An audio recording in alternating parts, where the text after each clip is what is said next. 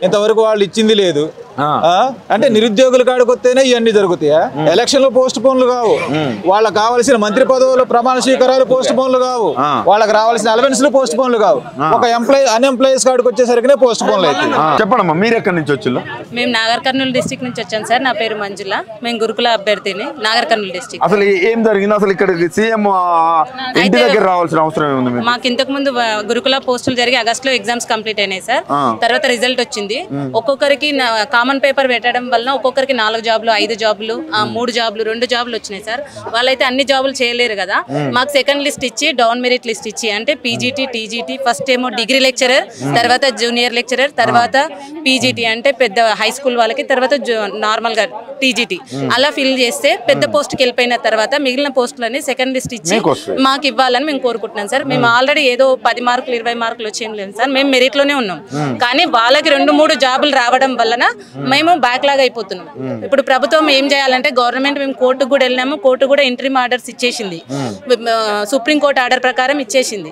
కానీ గవర్నమెంట్ ఇప్పుడు మేము ట్రిప్కి వెళ్తే ఏం చెప్తున్నారంటే, గవర్నమెంట్ ఒక మాట చెప్తే మేము ఫాలో అప్ చేస్తాం, గవర్నమెంట్ చెప్పింది కోర్టు చెప్పినా కూడా మేము వినము అని వాళ్ళు అంటున్నారు సార్. కోర్టు చెప్పినా కూడా కోర్టు ఆర్డర్ వచ్చి కూడా 2 నెలలు అయింది సార్. మరి మీరు ఎందుకు గవర్నమెంట్ కలిసే ప్రయత్నాలు చేస్తారు? గవర్నమెంట్ కలిసినాం సార్, 1 నెల ముందుగా చేసినాము, ఆల్రెడీ ధర్నాలు చేసినాము. సరే అని కోర్టు ఆర్డర్ కూడా తీసుకొచ్చాం, కానీ మధ్యలో ఎలక్షన్ కోడ్ వచ్చింది.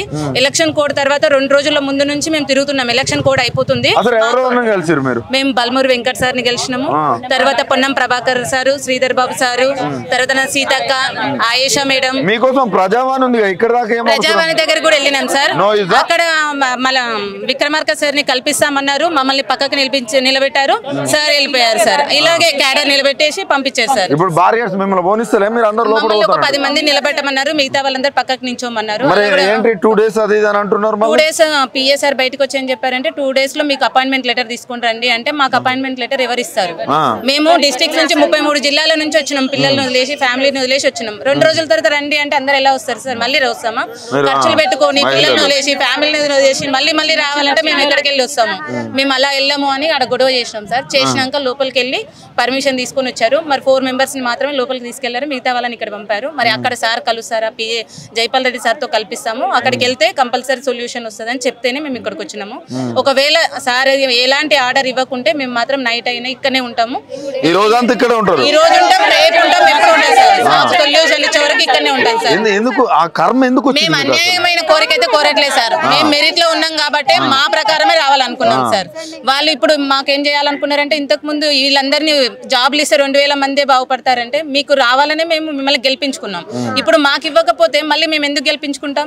మీరు ఒకసారి మాకు పాత ప్రభుత్వం నోటిఫికేషన్ ఇచ్చినా మీరు ఫిల్అప్ చేస్తే మీకే మేము ఓటేస్తాం. మీరు కొత్త పోస్టులు ఇవ్వాలని చూస్తే మాత్రం మేము ఊరుకోము.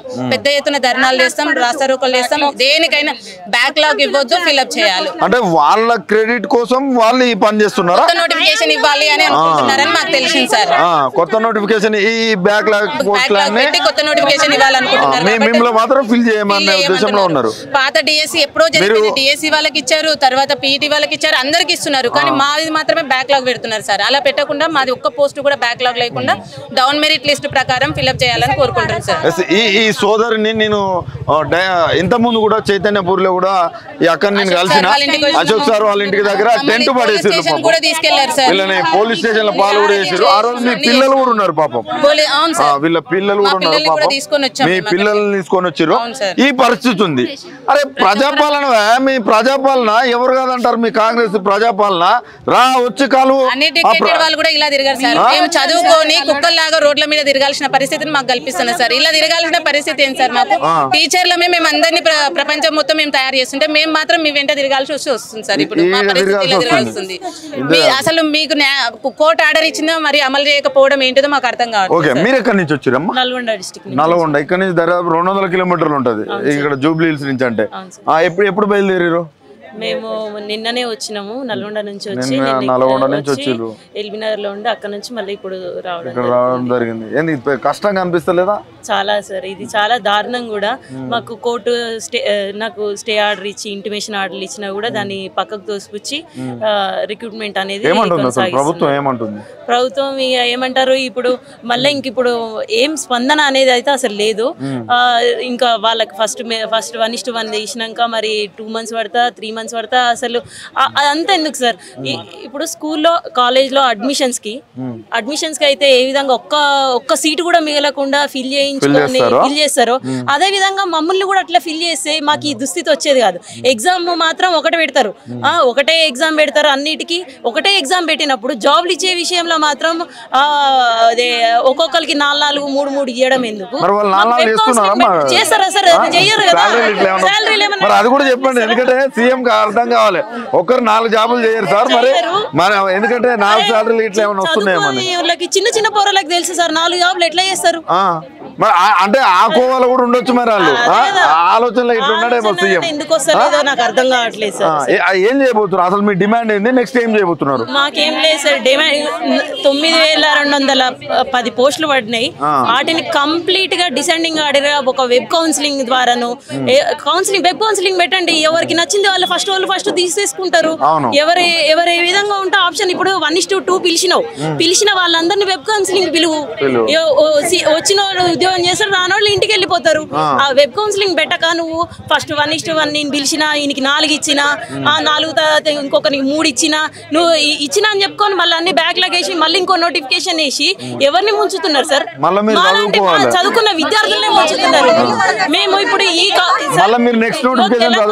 నేను 2010లో గ్రాడ్యుయేట్ సార్. నేను 2010లో అప్పటి నుంచి గవర్నమెంట్ ఉద్యోగం చేయాలని చదువుకొని బీటెక్